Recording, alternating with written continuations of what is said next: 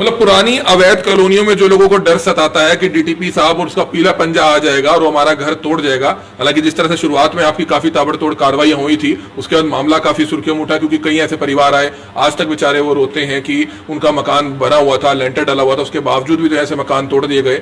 इस पर क्या कुछ आगे कार्रवाई चल रही है? कुछ लोगों के जो मकान पिछले दिनों टूटे वो लोग भी काफी आपके पास आए होंगे, इस पर क्या कुछ चल रहा है? देखिए, मैं ये कहना चाहूँगा कि जो भी लॉ के अकॉर्डिंग तोड़फोड़ जो हो रही थी, चलो हमने की, लेकिन अगर कोई अप्लाई कर रहे हैं रेगुलाइजेशन के लिए, देखिए जनता को भी हमारा साथ देना पड़ेगा। अगर हम ये सोचें कि आज आप अप्लाई करें और उसके बाद वो क्राइटेरिया में फिट बैठने के लिए 25% से कम एरिया वाली डेवलपमेंट में आ रही है, और जब तक हम एग्जामिन करें और भी मैं अपनी कार्रवाई भी ना करूं रूल्स के अकॉर्डिंग, लोग कंस्ट्रक्शन भी करते रहें, तो लोगों को हमारा साथ देना पड़ेगा। देखिए, अगर तो लोग तो बिल्कुल साथ देंगे, लेकिन लोग सवाल तब उठाते हैं कि जब कहते हैं कि सिर्फ गरीब के मकान पर ही क्यों आपका बुलडोजर पहुंचता है? अमीरों के मकान है, मॉडल टाउन इलाका है, रेजिडेंशियल इलाके हैं, सेक्टर 13 है, सेक्टर 6 है, यहाँ भी बहुत इलीगल कंस्ट्रक्शन है, वहां आपका बुलडोजर कभी नहीं मुड़ता। देखिए, ऐसे आपके माध्यम से मैं ये भी बता दूं कि डीटीपी जो आज की डेट में मैं काम कर रहा हूँ, मेरा एक क्षेत्र निर्धारित है। हरियाणा के तमाम लोगों के लिए, खासतौर पर करनाल के लोगों के लिए भी एक बड़ी खबर है, क्योंकि हरियाणा सरकार ने एक राहत दी है। गौरतलब है कि लगातार अवैध कॉलोनियां बताकर जिस तरह से पीला पंजा चलता था, जिसमें लोग काफी जो है सरकार को खरी खोटी जरूर सुनाते थे, और बात आती थी करनाल के या हरियाणा भर के उन डीटीपी पर कि डीटीपी ने अपनी मनमानी करते हुए पीला पंजा चला दिया। लेकिन अब एक जानकारी है कि अब शायद गरीबों के मकान नहीं टूटेंगे, क्योंकि हरियाणा सरकार एक 19 जुलाई को पिछले महीने एक पॉलिसी लेकर आई है। क्या कुछ उस पॉलिसी में है वो हम आपको बताना चाहेंगे, और ये बातचीत करने के लिए करनाल के जो डीटीपी है आर एस भारती, वो हमारे साथ मौजूद है, उनसे हम जानना करनाल के जो डीटीपी है आर एस भारती, वो हमारे साथ मौजूद है, उनसे हम जानना चाहेंगे। डीटीपी साहब, क्या कुछ बताना चाहेंगे? एक लोगों में डर रहता है कि डीटीपी नए आए हैं, वो कॉलोनियां तोड़ेंगे, लोगों के मकान तोड़ेंगे, और गरीब लोगों के मकान जो बड़ी मुश्किल से बनाए जाते हैं उनको तोड़ेंगे। लेकिन अब एक नई पॉलिसी आई है, उसके तहत क्या कुछ ये बातचीत रखी गई है कि जो कॉलोनियां पुरानी हैं वो किस तरह से अप्रूवल ले सकती है सरकार ने, क्या कुछ क्राइटेरिया जो है उसका सेट किया है? आम लोगों को क्या कुछ बताना चाहेंगे इस बारे में? देखिए, ऐसे पहले तो मैं ये बताना चाहूँगा कि लोगों की जो धारणा है कि डीटीपी सिर्फ तोड़फोड़ के लिए ही है, डीटीपी के दोनों एस्पेक्ट हैं, प्लानिंग एस्पेक्ट भी है, एनफोर्समेंट एस्पेक्ट भी है। एनफोर्समेंट कुछ भी इलीगल होता है तो नॉर्म्स के अकॉर्डिंग उसको तोड़ना बनता है।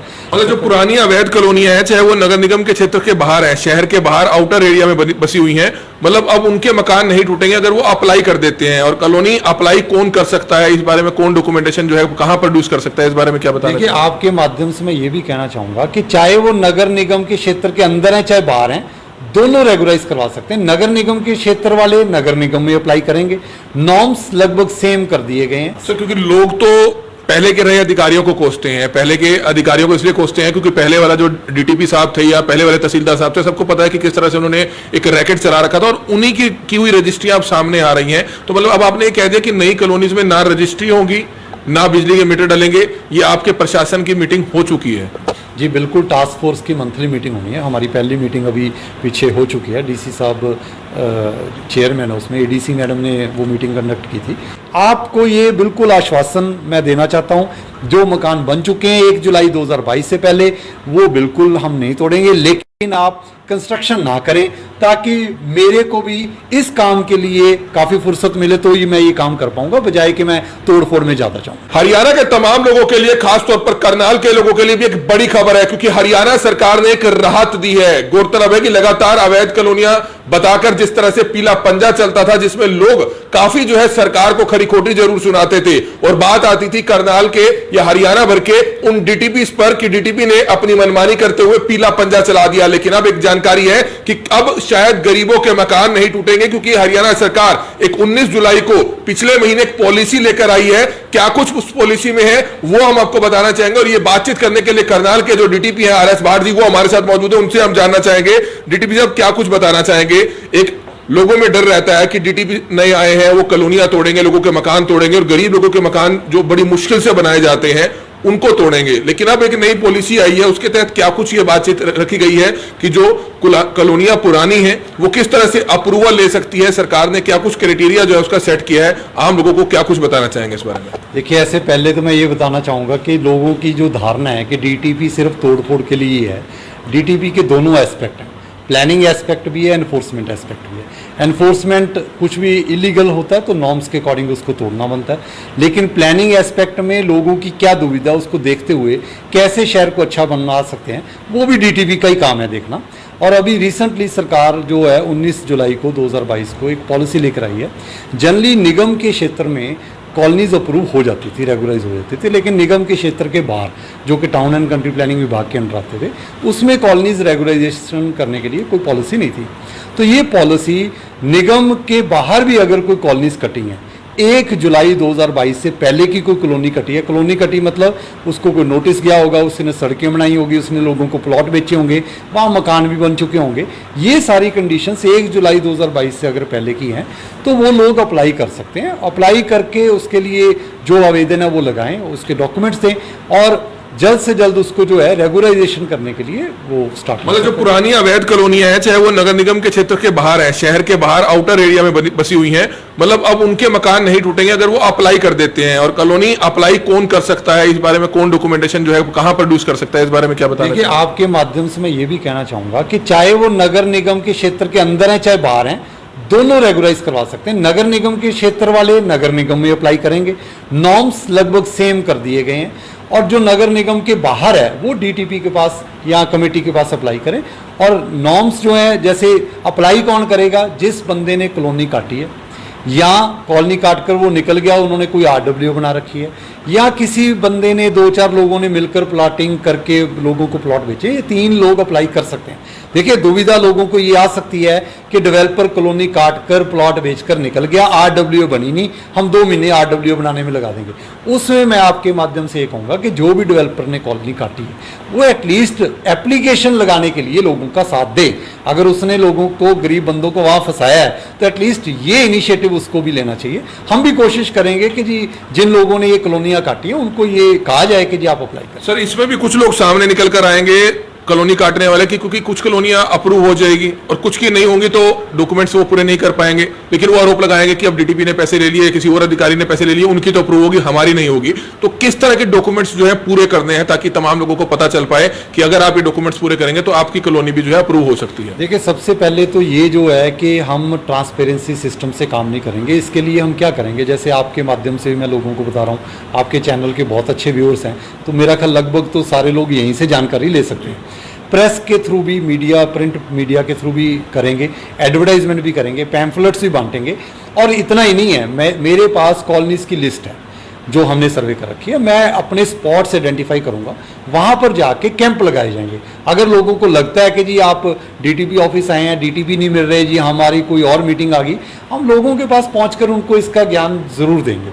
और ये बिल्कुल ना समझें कि जी इसकी अप्रूव होगी, इसकी नहीं होगी। ये कोई वो नहीं है कि जी आज ही आपने अप्लाई करना, लेकिन जल्द से जल्द जो करेंगे वो उसका उतना ही बेनिफिट जल्द से जल्द ले सकें। क्राइटेरिया हमने पॉलिसी में बना रखा है। मतलब पुरानी अवैध कॉलोनियों में जो लोगों को डर सताता है कि डीटीपी साहब और उसका पीला पंजा आ जाएगा और वो हमारा घर तोड़ जाएगा, हालांकि जिस तरह से शुरुआत में आपकी काफी ताबड़तोड़ कार्रवाई हुई थी, उसके बाद मामला काफी सुर्खियों में उठा, क्योंकि कई ऐसे परिवार आए, आज तक बेचारे वो रोते हैं कि उनका मकान बना हुआ था, लेंटर डला हुआ था, उसके बावजूद भी जो ऐसे मकान तोड़ दिए गए। इस पर क्या कुछ आगे कार्रवाई चल रही है? कुछ लोगों के जो मकान पिछले दिनों टूटे वो लोग भी काफी आपके पास आए होंगे, इस पर क्या कुछ चल रहा है? देखिए, मैं ये कहना चाहूँगा कि जो भी लॉ के अकॉर्डिंग तोड़फोड़ जो हो रही थी, चलो हमने की, लेकिन अगर कोई अप्लाई कर रहे हैं रेगुलाइजेशन के लिए, देखिए जनता को भी हमारा साथ देना पड़ेगा। अगर हम ये सोचें कि आज आप अप्लाई करें और उसके बाद वो क्राइटेरिया में फिट बैठने के लिए 25% से कम एरिया वाली डेवलपमेंट में आ रही है, और जब तक हम एग्जामिन करें और भी मैं अपनी कार्रवाई भी ना करूं रूल्स के अकॉर्डिंग, लोग कंस्ट्रक्शन भी करते रहें, तो लोगों को हमारा साथ देना पड़ेगा। देखिए, अगर सर लोग तो बिल्कुल साथ देंगे, लेकिन लोग सवाल तब उठाते हैं कि जब कहते हैं कि सिर्फ गरीब के मकान पर ही क्यों आपका बुलडोजर पहुंचता है, अमीरों के मकान है, मॉडल टाउन इलाका है, रेजिडेंशियल इलाके हैं, सेक्टर 13 है, सेक्टर 6 है, यहाँ भी बहुत इलीगल कंस्ट्रक्शन है, वहां आपका बुलडोजर कभी नहीं मुड़ता। देखिए, ऐसे आपके माध्यम से मैं ये भी बता दूं कि डीटीपी जो आज की डेट में मैं काम कर रहा हूँ, मेरा एक क्षेत्र निर्धारित है। पहली बात, मैं निगम में डीटीपी नहीं हूँ। कई बार ये कन्फ्यूज़न भी आई थी कि मैं निगम में भी काम कर रहा हूँ। I am not there for Karnal municipal corporation as of now. Illegal colonies हैं, सेक्टर 6 हैं, वो हुड्डा के अंदर है। कुछ एरिया जुरिस्डिक्शन एचएसवीपी की है, कुछ कॉर्पोरेशन की है, कुछ डीटीपी की है, तो सेग्रीगेटेड है लोकेशन। अगर आप कहें कि मैं 6 सेक्टर में चले जाऊँ तो मैं नहीं जा पाऊँगा, क्योंकि मेरी जुरिस्डिक्शन नहीं है। तो एक तो ये बात है। दूसरी बात कि मैं ये आपसे वादा करता हूँ कि आज अगर जिस बंदे ने जहाँ पर जो बना रखा है रोक दे और अप्लाई करे, और हम उसको कमेटी के तौर पर, अगर उसमें यह भी है कि अगर पॉलिसी में फिट नहीं बैठते तो कमेटी उसको निर्णय लेकर सरकार को भेज सकती है, ये प्रावधान भी है। लेकिन नई कंस्ट्रक्शन ना करें और नई कॉलोनी, जैसे कि लोग कहते हैं कि इनिशियल स्टेज पर कार्रवाई करनी है, पीछे मैंने सिर्फ 4 कार्रवाई की है, 4 में से 4 कॉलोनीज ऐसी हैं जो रोड नेटवर्क था और डीलर के दफ्तर थे, उन्हीं को तोड़ा गया। कॉलोनी के एज सच ऊपर कार्रवाई कि पूरी कॉलोनी हम डिस्ट्रॉय करें, वो इनिशियल स्टेज पर हुई है। आगे भी नई कॉलोनी नई बसी जानी चाहिए, ये हमारा दायित्व है। डीटीपी एनफोर्समेंट ऐसा एनफोर्समेंट का काम है। तो नई कॉलोनीज के ऊपर हम फ्रेश कॉलोनीज के ऊपर, ताकि गरीब बंदा ना फंसे, उसकी रजिस्ट्री रोकी जाए, उसके लिए उसके बिजली कनेक्शन दिए जाएं। टास्क फोर्स की मीटिंग हुई है, सब कॉम्प्रिहेंसिव एफर्ट करके हम बिल्कुल ये कोशिश करेंगे कि गरीब बंदा कहीं भी इलीगल कॉलोनी में आगे ना फंसे। क्योंकि लोग तो पहले के रहे अधिकारियों को कोसते हैं, पहले के अधिकारियों को इसलिए कोसते हैं क्योंकि पहले वाला जो डीटीपी साहब थे या पहले वाले तहसीलदार साहब थे, सबको पता है कि किस तरह से उन्होंने एक रैकेट चला रखा था, और उन्हीं की हुई रजिस्ट्री आप सामने आ रही हैं। तो मतलब अब आपने ये कह दिया कि नई कॉलोनीज में ना रजिस्ट्री होगी, ना बिजली के मीटर डलेंगे। ये आपके प्रशासन की मीटिंग हो चुकी है? जी बिल्कुल, टास्क फोर्स की मंथली मीटिंग होनी है। हमारी पहली मीटिंग अभी पीछे हो चुकी है, डीसी साहब चेयरमैन है उसमें, एडीसी मैडम ने वो मीटिंग कंडक्ट की थी जिसमें सारे अधिकारी थे, उन्होंने अपनी राय भी दी है। और हमने ये भी कहा है कि जी आगे से हम कॉलोनीज़ को कैसे रोक सकते हैं, अपने अपने सुझाव भी हम नेक्स्ट मीटिंग में लेकर आएंगे। और कोई सुझाव अगर जनता भी देना चाहती है या जनरल बंदा भी देना चाहता है तो सजेशन पेटी लगा रखी है, आप दो, बिना नाम के दे दो। आप हमें ये आइडेंटिफाई करना भी अगर जानते हो, मेरे पास अब कल लोग आए कि ये कॉलोनी कटने जा रही है, ये एग्रीमेंट करने जा रहा है, तो ऐसे लोग हमें सपोर्ट करेंगे तो जी किसी का मन नहीं है कि जी तोड़फोड़ हम जानबूझकर करें। लेकिन एक जो प्रावधान है रूल्स के अकॉर्डिंग है, उसके अकॉर्डिंग भी देखिए शहर भी साफ सुथरा चाहिए। अगर हम किसी मार्केट में जाते हैं तो हम ये कहते हैं देखो जी इतना भीड़ भड़का है, सबने इंक्रोचमेंट कर रखी है। मैं CHD सिटी गया, लोगों ने कहा कि जी इन्होंने एक्सटेंशन कर रखी है। तो भाई ओवरऑल अच्छी अगर शहर या डिस्ट्रिक्ट डेवलप करना है तो सबके साथ से ही बनेगा, और साथ ऐसा होना चाहिए जो कि हम एक प्लान्ड तरीके से डेवलपमेंट करें।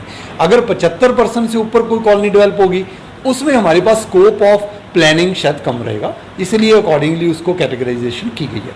अगर 25% से कम है तो उसमें उसको छोटा मोटा पार्क भी देना पड़ेगा, उसको रोड विड्थ भी देनी पड़ेगी। सपोज करो वो नहीं भी दे पाता, लेकिन आज की डेट में आपके माध्यम में यही कहूँगा कि जी आप ज़्यादा सोच विचार कौन अप्लाई कर सकता है कौन नहीं कर सकता है इस पर ज़्यादा विचार ना करें, अप्लाई करें। देखिए कमेटी ने डिसाइड करना है, एटलीस्ट आप अप्लाई करें विद ऑल दी। मतलब आपका कहना है कि जो पुरानी कॉलोनीज है वो अब नहीं तोड़ी जाएंगी, उनके घर नहीं तोड़े जाएंगे, लोगों को उस चीज की टेंशन नहीं लेनी है, लेकिन आपने आगे कंस्ट्रक्शन नहीं करनी है, आप अप्लाई पहले करें।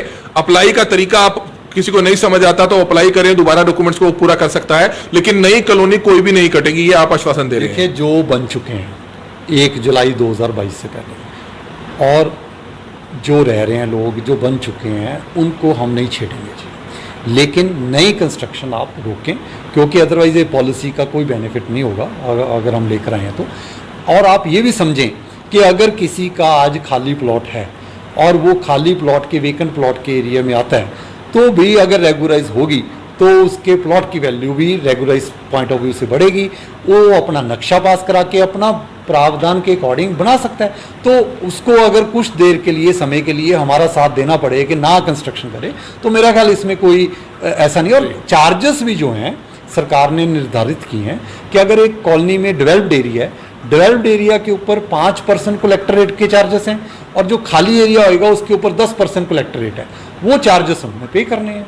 तो बिल्कुल एक अच्छा सराहनीय प्रयास किया गया है। आप समझ गए होंगे कि जो अब लोगों को पहले डर सताता था कि कहीं डीटीपी साहब का बुलडोजर उस तरफ ना आ जाए और उनके घरों को ना तोड़ दे, लेकिन अब उन्होंने साफ कर दिया है कि नगर निगम या नगर निगम के बाहर आउटर एरिया में भी जो कॉलोनियां बसी हुई हैं, यानी कि जो कॉलोनियां पहले कटी हुई हैं, अगर वहां पर कोई मकान बने हुए हैं तो उनको डरने की जरूरत नहीं है, वो मकान नहीं तोड़े जाएंगे, यानी कि गरीबों के मकान नहीं तोड़े जाएंगे।